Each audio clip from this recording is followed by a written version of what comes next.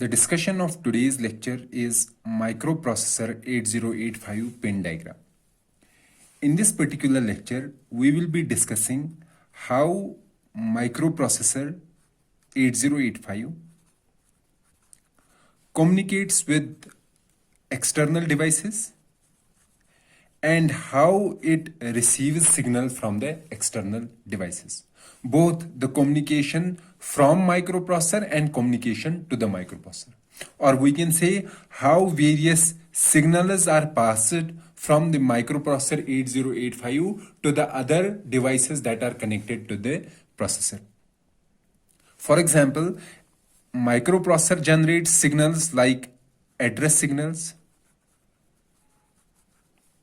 Okay, address signals means the signals that determine the address of memory or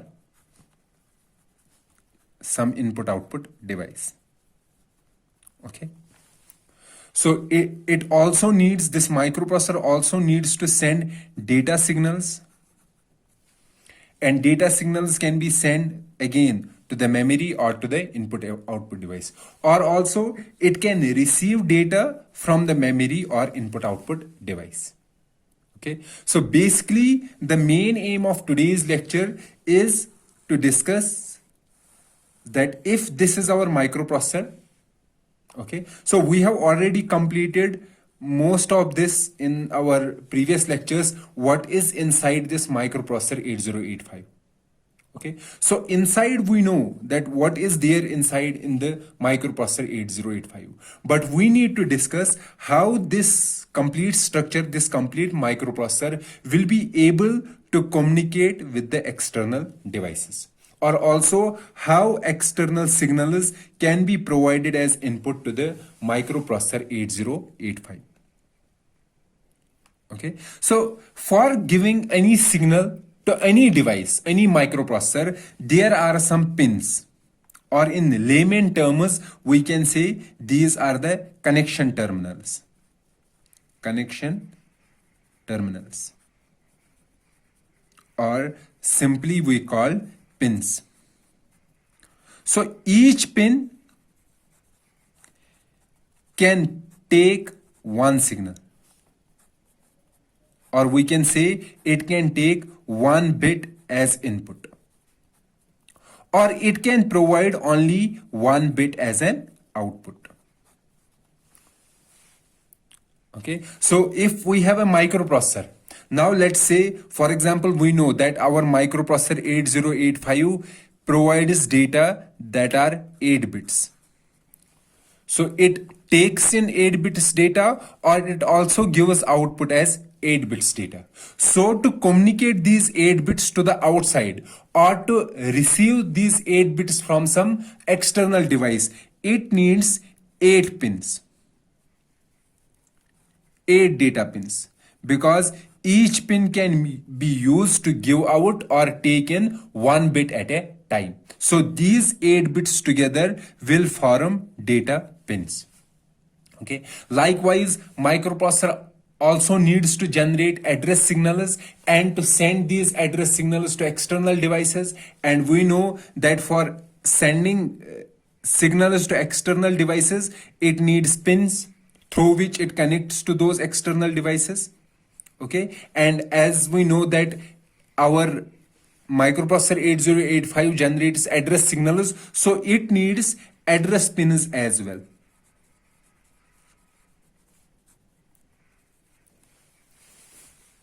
Okay, so our microprocessor 8085 has some pins which are used as data pins. Data pins means that connections are made to these pins, and using these connections we can transfer data through these pins to the outside world, or we can take data from outside world to inside of the microprocessor through these pins. Okay, likewise we know that every microprocessor requires an electric signal, or we can say it requires power to run. For running a microprocessor we require power, or we can say we require voltage. And voltage has two terminals. We know that one is our ground and another is our main line. Okay, so to provide as power as input to the microprocessor so that it runs, we need two pins. Okay, one pin should be used as a ground and another pin is on which we will provide the voltage. Okay, likewise it also needs some pins to generate following signals. Let's say, for example, it has to generate read signal or write signal. Read means that microprocessor is going to read data. Read data either from the memory or from the input output device. Likewise, microprocessor wants to write data either to the memory or to some input output device. Okay. Similarly, it can receive data, for example, or it can receive data, for example, interrupts. So interrupts are some external signals or some external commands that our microprocessor has to receive and then take the action according to the interrupt. For example, if I am pressing a keyboard continuously and that keyboard is connected to microprocessor, okay, so there will be some signal, that there will be some pin through which I will receive this interrupt signal from outside world. Okay, so it also needs some pins that are used to receive the signals from the external devices. For example, in our previous lecture, we discussed about the reset signal. That is an externally initiated signal. So external device can send a reset signal. And what is the use of reset signal? Okay, either external device or some, microprocessor itself, it can send a reset signal to microprocessor 8085. And what is the functionality of reset signal? Reset signal has the functionality that it makes program counter equal to 0. And it starts from the beginning, from start of the execution or start of the memory. Likewise, it can also receive ready signal from some external device. And what is the functionality of ready signal? The functionality of ready signal is to wait in order to synchronize with slower devices.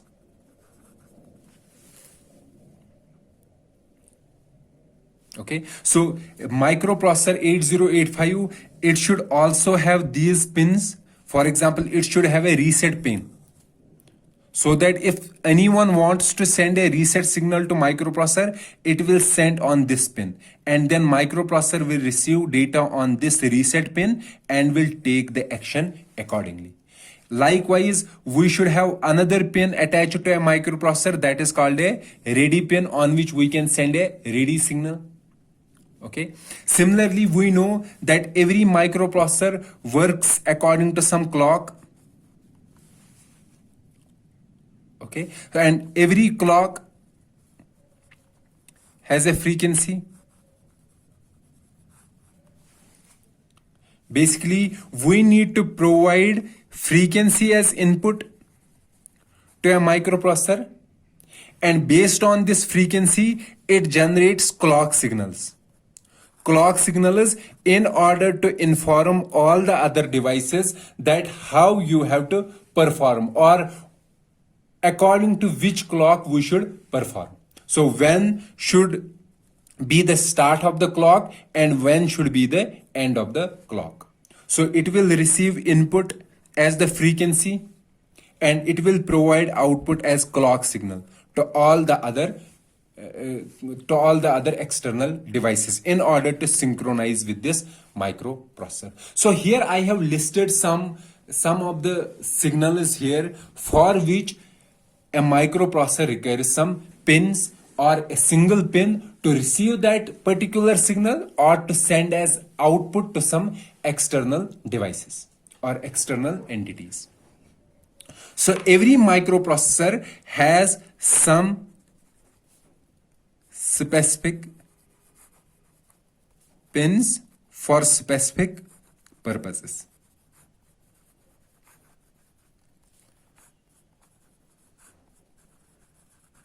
Okay, and what is the function? What is the meaning of a pin? Pin is basically an connection between a microprocessor and an external device. Okay, and on a single pin we can send only one bit at a time. So our microprocessor 8085, which we have discussed that it is an 8-bit processor. What is the meaning of an 8-bit processor? It means that it can process 8 bits of data at a time, and it generates 16-bit signals, the 16-bit address signals, and using these 16-bit addresses it can address 64K memory.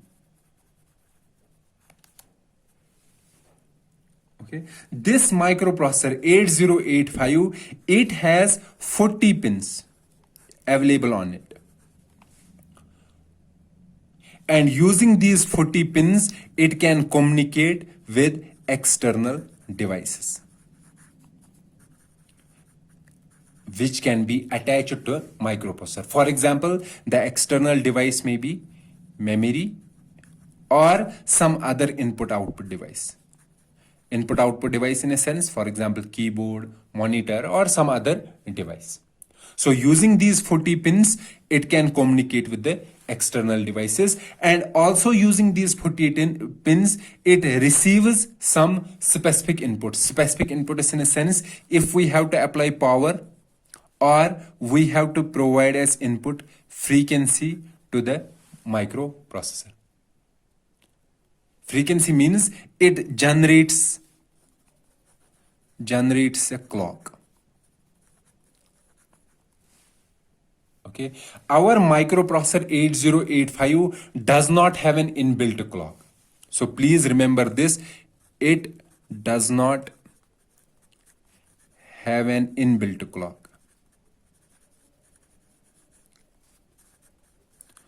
So what does that mean? This means that it cannot generate frequency itself. Microprocessor 8085. So basically, we provide as input to the frequency. We provide as input to the microprocessor as frequency. And according to this input, it generates clock signals. And it sends this clock signal to all the external devices so that they can work in synchronization with each other. Okay, so what I have said that our microprocessor 8085, it does not have an inbuilt clock, so we need to fed as input to the microprocessor 8085 the frequency, and after receiving this input it generates clock signals to all the other external devices that are attached to that microprocessor, so that all the external devices and the microprocessor itself are in synchronization with itself. So as I said that our microprocessor 8085, it has 40 pins, and these 40 pins are used to communicate with external devices, and also used to provide as input to the microprocessor 8085. And our discussion will be to discuss these 40 pins, and we will discuss the functionality of some of the pins. We won't discuss all the 40 pins, the functionality of all the 40 pins. For example, there are some pins which are used for interrupts. So we will briefly discuss those pins, but for greater discussion, we have a separate lecture where we will be discussing about the interrupts. And in that particular chapter, in that particular lecture, we will discuss the functionality of those interrupt pins that are there in 8085. Okay, so in today's lecture, we will discuss all the 40 pins briefly and some greater discussion regarding to some of the pins, and we will left some of the pins for our subsequent chapters. So let's make a pin diagram of 8085, and then accordingly we will discuss all the pins available. So these are the 40 pins or 40 pin diagram of microprocessor 8085. Before discussing each pin of this microprocessor and the functionality of each pin, I have to make one thing clear here, that in 8085, microprocessor 8085, the data bus, what is a data bus? A data bus is a bus that is used to carry data. And address bus is a bus that is used to carry address. So what is the size of data bus? Data bus is 8 and the address bus is 16 bits in microprocessor 8085. So to connect this address bus to microprocessor 8085, we need 16 pins in microprocessor 8085. Likewise, to connect a data bus to microprocessor 8085, we need 8 pins. So the total pins that are required to connect a data and address bus is 16 plus 8, 24 pins. However, in 8085, the functionality of these 24 pins is achieved using only 16 pins. We require only 16 pins, and these 16 pins are used to connect to both the address bus and data bus. So how we are achieving this, I will explain this briefly here. So what I am saying, that we are using only 16 pins in microprocessor 8085 to connect both the address bus and data bus. So what we are doing, how we are achieving this? So we know address bus has how many pins? So, or we can say address bus has how many bits? A0 to A15. Let's say A0 is the 0th bit, A1 is the first bit, and A15 is the last bit. So these are the bits belonging to address. A0 to A15. And we know that for data also we need how many? We need 8 bits. This is data bus. So what we are doing, we are dividing this address bits into 2 parts. So one part is the lower order 8 bits. So what will be the lower order 8 bits of address? A0 to A7. And higher order 8 bits. So what will be the higher order 8 bits? A8 to A15. So these are our lower order 8 bits. These are our higher order 8 bits. Okay. So these lower order 8 bits, or we can say these 8 wires and these 8 wires. Okay. They are separated. Okay. So we know that these 8 wires will be connected to how many pins? 8 pins. And these 8 wires will be connected to 8 pins. These lower order 8 bits or lower order 8 pins or lower order 8 wires, they are used to carry data as well. Okay. So what I am saying, that these 8 wires are used to carry both address and data. But what part of address? Lower order 8 bits. Now someone will say, how will we differentiate when are these 8 wires carrying data and when are they carrying address? I will be discussing that in within few minutes, but here we have to understand that these 8 bits, these 8 wires are used to carry both data as well as address. So we can say that these 8 wires are multiplexed.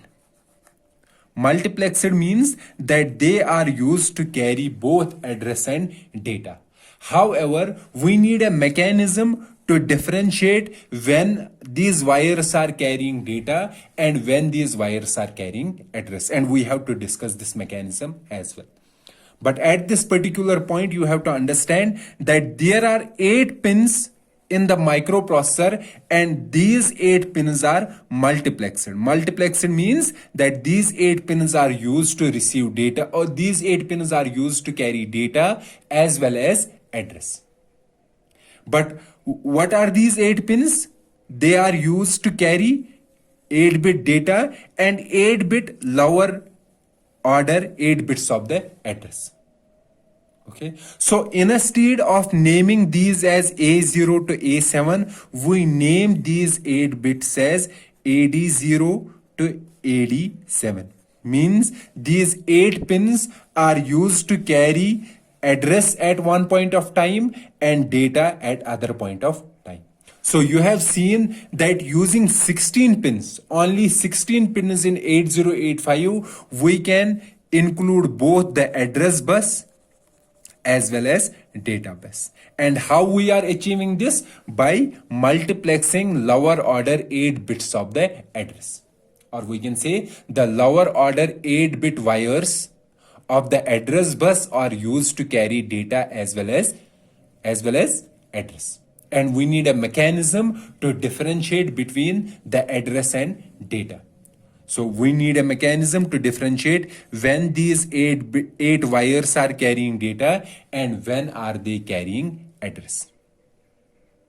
Okay, so you have seen that in 8085 there are 16 pins, such pins in which 8 pins, A8 to A15. These are 8 pins. We are naming these 8 pins. These 8 pins as A8, 8 pin. These are address pins that are used to give out the higher order 8 bits of the address. And there are other 8 bits AD0 or other 8 pins AD0 to AD7. And these pins are used to carry address as well as data. Okay, so what I am saying that in microprocessor 8085, the lower order 8 bits of the address bus are multiplexed to carry data as well as address. So instead of using 24 pins in the microprocessor 8085 for address and data bus, we are using only 16 pins. Okay, so let me now describe the pins of 8085. So these are the 40 pins of 8085.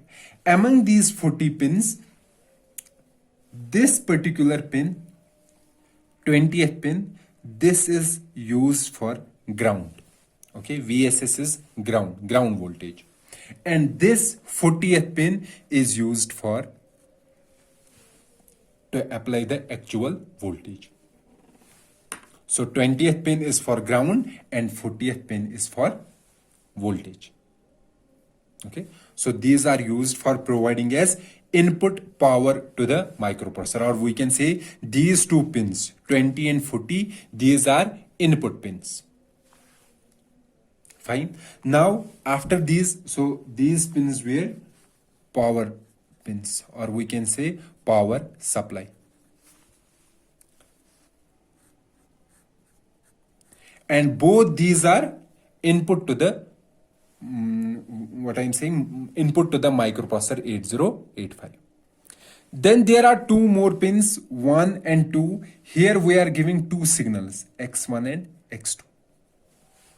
Basically these two signals are as input to the microprocessor 8085. On these two pins we attach a crystal, a quartz crystal, and this quartz crystal is used to generate frequency, because every quartz crystal has a well-defined frequency on which it oscillates, and that frequency is provided as input to the microprocessor. Okay. Let's say this crystal oscillates with frequency 6 megahertz, for example. So the input to this microprocessor 8085 is frequency is 6 megahertz. And internally this 8085 divides this by 2. So the frequency becomes 3 megahertz. And this frequency uses it as a clock. Okay, so these two pins on pin 1 and pin 2, we attach a quartz crystal. Okay, and that quartz crystal oscillates with well-defined frequency, and that frequency goes as input to microprocessor 8085. And after receiving that that frequency as input, it divides that frequency by 2, and whatever is the answer here, that becomes the clock, and it sends this clock signal to all the other devices through pin number 37. So this is our clock out. So these 4 pins, VSS, VCC, these two are for power supply. X1 and X2 is for providing as input the frequency, and on these pins we are attaching a quartz crystal, and clock out is the clock signal that is given to all the other external devices in order to synchronize. So these 5 signals or these 5 pins which we called power supply and frequency pins. This is the categorization of one type of pin. Basically, we are dividing these 40 pins into 6 different categories. So one category is power supply and frequency pins. So how many pins are in this power supply and frequency? 5 total.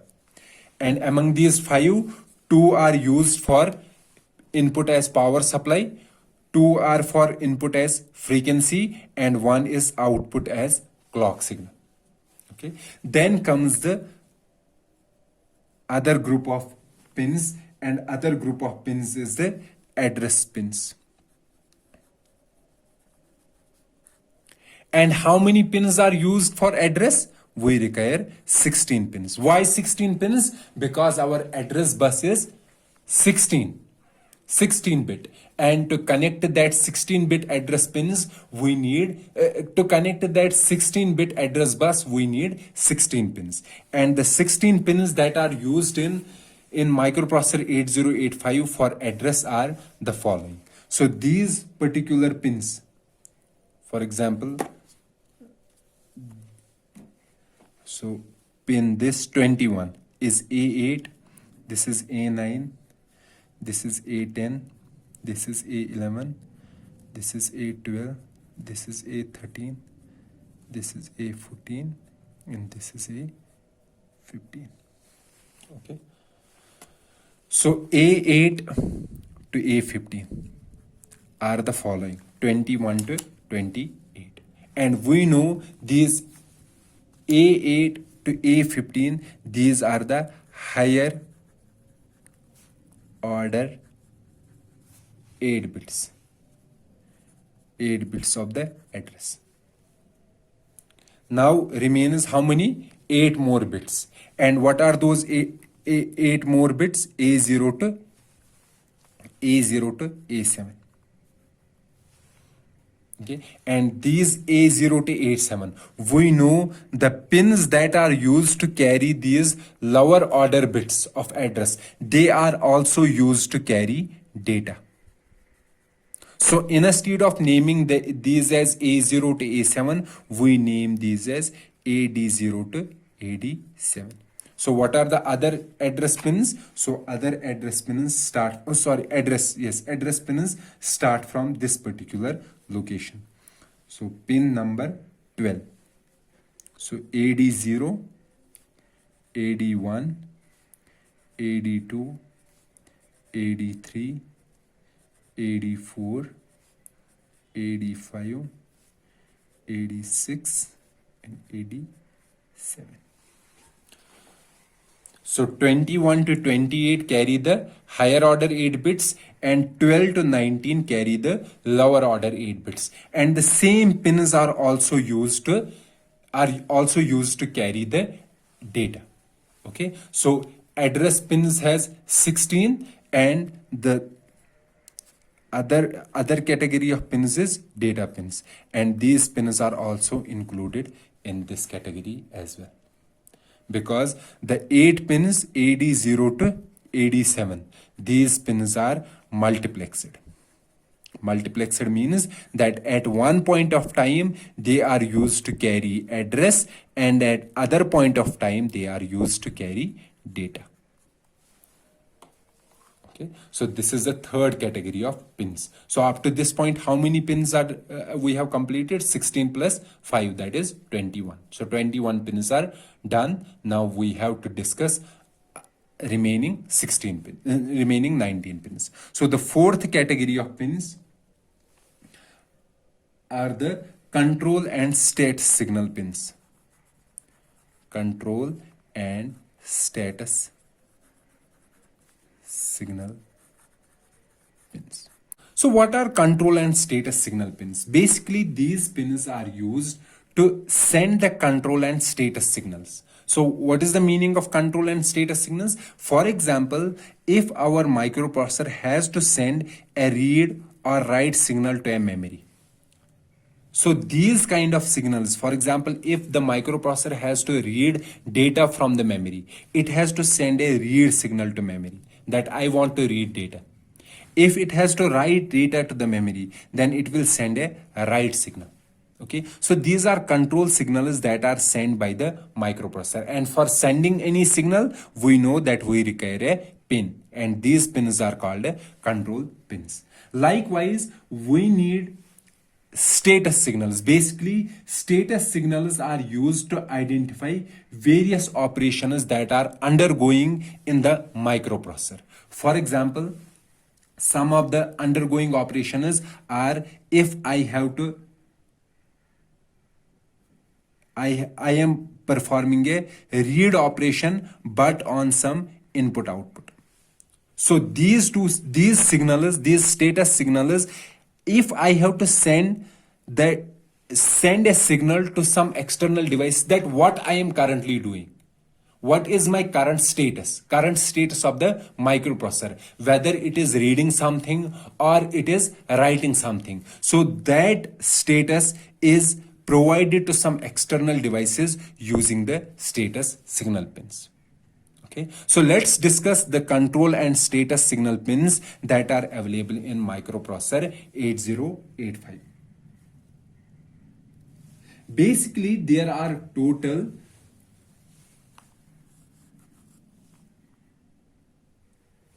6 control and status pins that are required.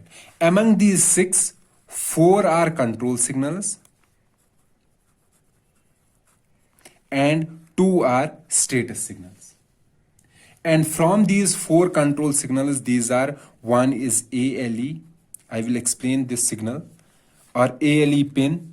Another pin is read pin. Another pin is write pin. And another pin is IO memory pin. What is a read pin? Read pin, or we can say read signal. So when I am writing this bar above any control signal, that means this control signal is active low. And active low means this is active when the value of this signal is 0.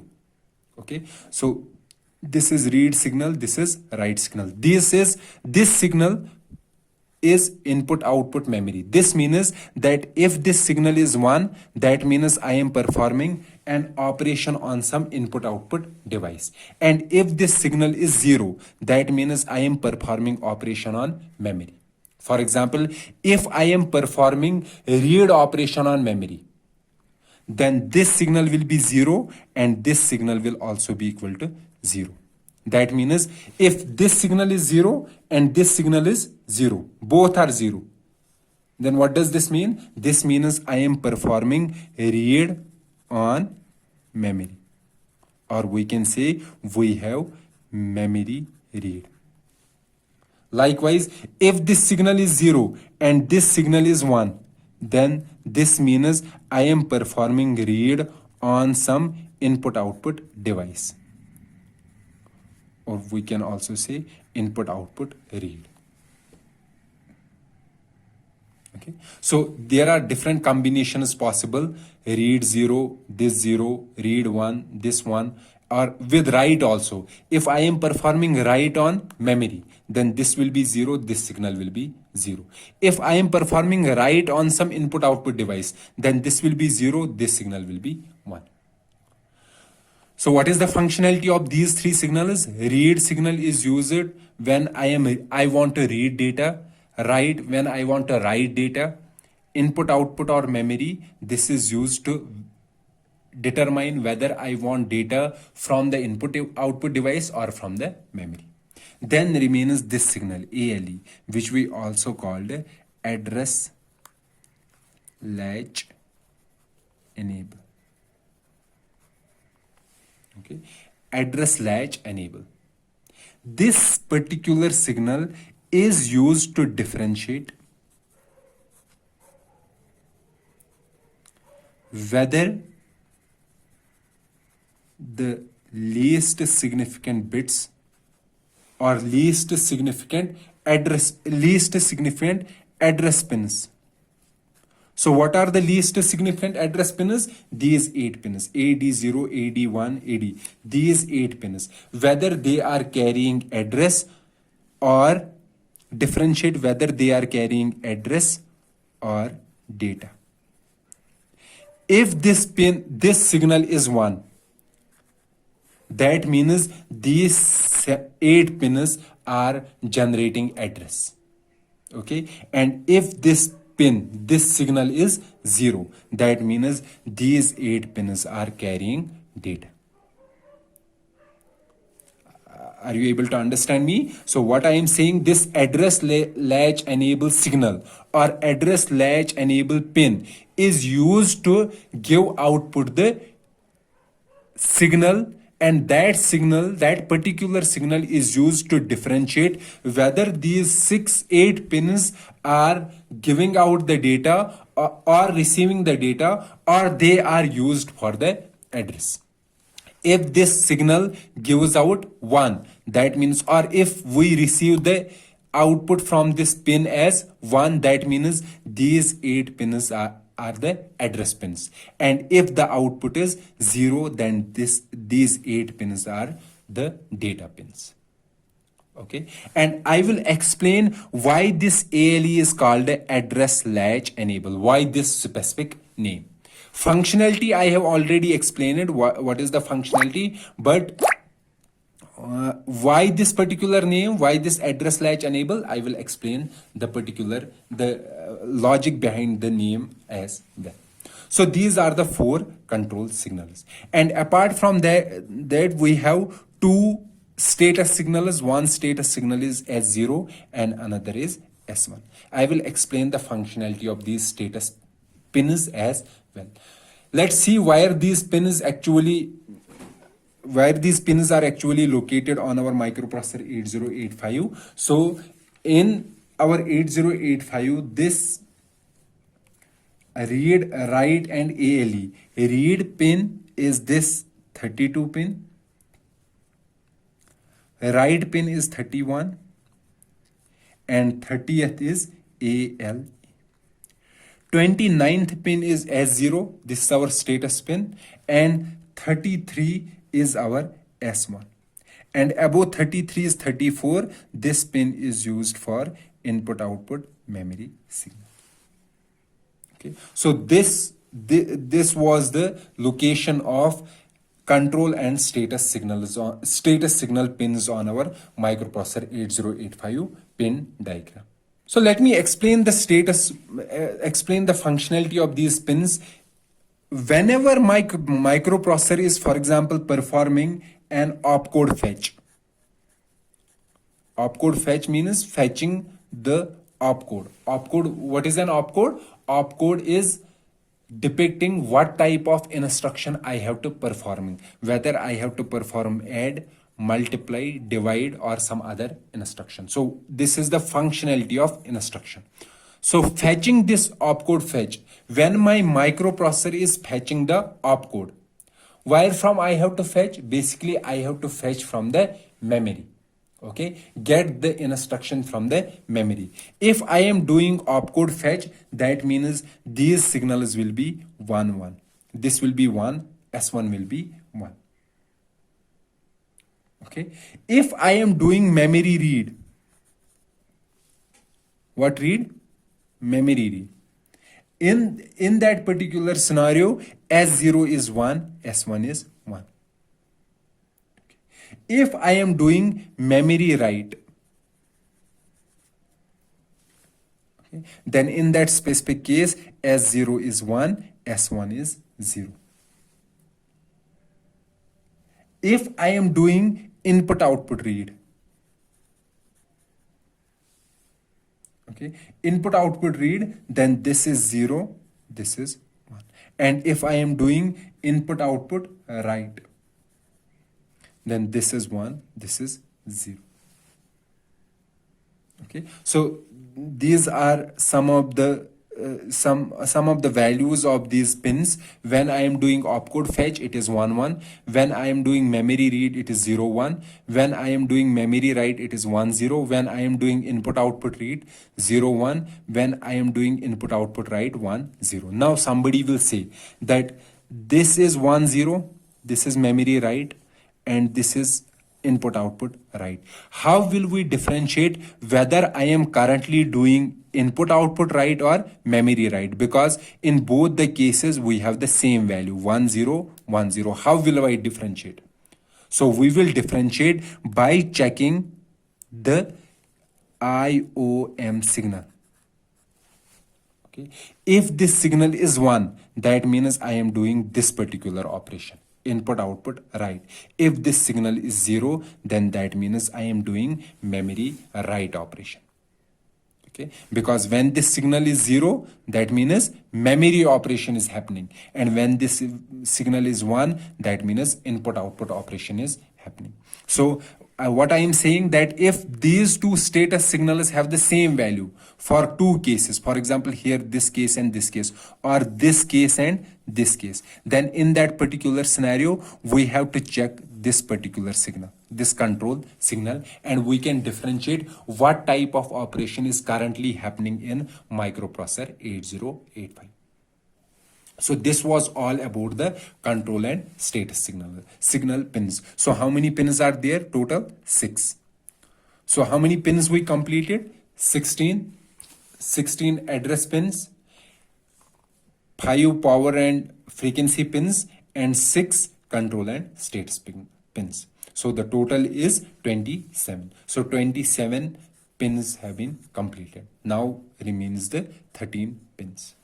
So let's check the other category of pins. The other category of pins is, the fifth category of pins is the externally initiated signals. Externally initiated signals. That means if some external device is generating a signal, then for receiving that signal, we need a pin on the microprocessor to receive the signal from some external device. So what kind of signals can be generated by external device? For example, they can generate hold signals, or they can generate reset signals, or they can generate ready signal, or they can generate interrupt signals. So I have already explained the hold, reset, and functionality of hold, reset, and ready signal in our previous lecture. So we won't discuss this in great detail here. So I will briefly summarize the hold. Hold is used to hold signal is given by some external device in order to get hold of address and data bus. Okay, reset signal is sent by external device in order to reset the microprocessor. Reset means program counter becomes 0. Ready signal is sent by the external device in order to slow down or wait or slow down the microprocessor, in order to synchronize the external device. External device is usually slower than the microprocessor. In order to synchronize the external device with the microprocessor. Okay, so for example, if microprocessor is receiving a hold signal from some external device, in response to this it sends an acknowledgement, for example HLDA, hold acknowledgement, that yes, I have received your signal, now you can use address and data bus. Okay, and from these signals, so we require a pin for hold, for receiving hold signal, we require a pin for HLDA signal, hold acknowledgement signal, we require a pin for reset. So basically this pin is active loop, this one reset. That means if this pin is receiving the input as 0, 0 means we have to reset the microprocessor 8085. Okay, then we also require a pin for ready. Now remains the interrupt signals. So what is an interrupt? Interrupt is basically the signal that is sent by the external device. Interrupt is external signal, and that is used to interrupt the current execution.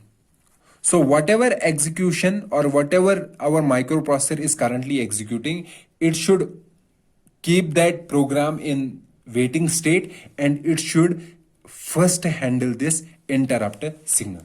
For example, if our microprocessor has a heating sensor, and if this sensor is determining that our microprocessor's temperature is going beyond the value that is permissible, that is permitted, if the temperature is going beyond that, this temperature sensor will send an interrupt signal, emergency signal, that you have to stop your current execution, and on this signal, on this interrupt signal, basis on this you have to take some action. Okay, for example, likewise there is some other interrupt. For example, if I am pressing a key on the keyboard, pressing a key. Okay, so if I am pressing a key and my microprocessor is already executing some program, my pressing of key will send an interrupt signal to microprocessor, that based on this interrupt signal you have to stop your current program and take action according to my interrupt signal. So interrupt signal can be a signal from a heating sensor or a signal from a keyboard or some other signal. For example, another interrupt is divide by zero, or this is also called exception. Okay, so let's leave this divide by zero here, we don't discuss this, but let's take these two scenarios. For example, this interrupt and this interrupt, these both are interrupts, but our microprocessor has to take a different action based on the interrupt. If this, based on this interrupt, it has to perform different functionality, and based on this interrupt, it has to perform a different functionality. And also, if these interrupts, both these interrupts are happening at the same time, then it should give higher priority to this one as compared to this one. So that means our microprocessor 8085, it can receive different types of interrupt signals. So as a result, there are numerous interrupt pins. And what are the different interrupt pins? One pin is INTR, another pin is RST. This is an interrupt. This particular pin is an interrupt. RST 7.5, another is RST 6.5, another is RST 5.5, another interrupt signal is trap, and another interrupt signal. Basically, that is not an interrupt, this is an acknowledgement to the interrupt. This is active loop. So basically, when our microprocessor 8085 is receiving an interrupt signal, after receiving an interrupt signal, it sends an acknowledgement that yes, I have received your interrupt signal, and according to your interrupt signal, I am now doing my job. Okay, and as a result, it sends some acknowledgement to that particular device which has sent an interrupt signal, and that is sent through an interrupt acknowledgement pin. these are different interrupts, different types of interrupt signals. And the functionality of every interrupt signal, we have to discuss that in our future lecture, which will be discussing the interrupts of 8085. So here we won't discuss these signals in greater detail. But you have to keep this in memory that among these three interrupts, or among all the other interrupts, this interrupt has the higher priority.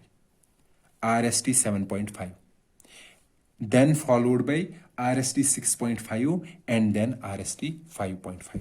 So that means if these interrupt signals, all these signals are our microprocessor is receiving all these signals at the same time, then it will give higher priority to this particular signal. And we also have to discuss there are some interrupts which are maskable, some are not maskable. What do you mean by a maskable interrupt, non-maskable interrupt? So everything will be handled in the lectures discussing the interrupters of 8085. So let's see the location of these signals in our pin diagram. So this was our pin diagram. Okay. So our trap signal is at pin number 6. This is an interrupter. Which type of interrupt? Trap interrupt. Then at pin 7 we have RST 7.5. At 8 RST 6.5. Then 9 RST 5.5. Then 10 is INTR. This is also an interrupter. And we have to explain what type of interrupt this is. And this is INTA acknowledgement. Now these are interrupt signals. Apart from these, we also discussed interrupt signals, and we also have these signals: hold, reset, ready, hold, reset, ready, and HLDA. So what is the location of these? So hold is pin number 39. Then 38 is hold acknowledgement. 36 is reset, or we can also say reset in, receiving the input. Then 35 is ready. Okay. We have another such signal, this external initiated signal, that is reset out. Reset in means it is receiving a reset input from some external device. And this reset out is the signal sent by the microprocessor to all the other devices that the microprocessor has been resetted. Okay, so in this particular external initiated device, external initiated signals or external initiated pins, how many pins we have discussed? 1, 2, 3, 4, 5, 6, 7, 8, 9, 10, and another was reset out, 11. So total 11. Okay, so our first category was the power supply and frequency, 5 pins for this. Then address bus and data bus, 16 for this. Then control and status pins, 6 for this. And the last one was, the fifth one was external initiated, which was 11. So total is 38. So 38 pins we have discussed. Now remains the 2 pins. And these 2 pins are the last category of signals or pins in our microprocessor 8085, and this last category is called serial input output ports, or we also called serial input output pins. And what are these serial output pins? So what is the location? Let me show the location first. So these are 2 pins. One is pin number 4, SOD, and another is pin number 5, SID. So we have 2 such pins or such signals SOD and SID. And these pins, this is SOD means serial output data, and this is serial input data. Okay, these two signals. So what is the functionality here? So let me elaborate. So we know how many pins are for data. So for data we have 8 pins. 8 pins means that we can send 8 bits parallelly. Now in some scenarios we require to send 1 bit at a time, not 8 bits. What is the reason why we require only 1 bit? For example, there are some external device which can take data, external device which can take only serial data, 1 bit at a time. Okay, they cannot handle parallel data, 8 bits at a time. So for those particular devices, instead of sending 8 bits in parallel, we are sending only 1 bit at a time. So that means instead of using 8 pins, we will use only 1 pin, and through that pin we will send bits one after another. Okay. Likewise, if I have to receive data from some external device, and that external device is sending the serial data, that means it sends data only through one wire, 1 bit at a time. So I will receive that data through a single pin instead of receiving the parallel data. So this differentiation, that whether I am sending data through a single pin and I am receiving data through a single pin, that is differentiated using these signals. If this is one, that means I am sending the serial output data from microprocessor. If this is one, that means I am receiving data from some external device, and that data is coming in serial mode. So that means I am receiving the entire data through a single pin, through a single data pin. So these two pins are used to differentiate the serial data and the parallel data. This is for output data, outputting the serial data, and this is for inputting, taking the input serial data. Okay, so this was all about the pin diagram of microprocessor 8085 and the functionality of each pin or each signal. And as I have said, we divided the complete pins or complete signals into 6 categories, and we discussed each signal and the functionality of each signal in each category. So this completes our pin diagram, or we can say this completes our discussion how we can connect or communicate with external devices that are attached to microprocessor. Okay, so this was our discussion about the microprocessor 8085 pin diagram, and this ends our lecture. So we will meet in the next lecture. Till then, goodbye.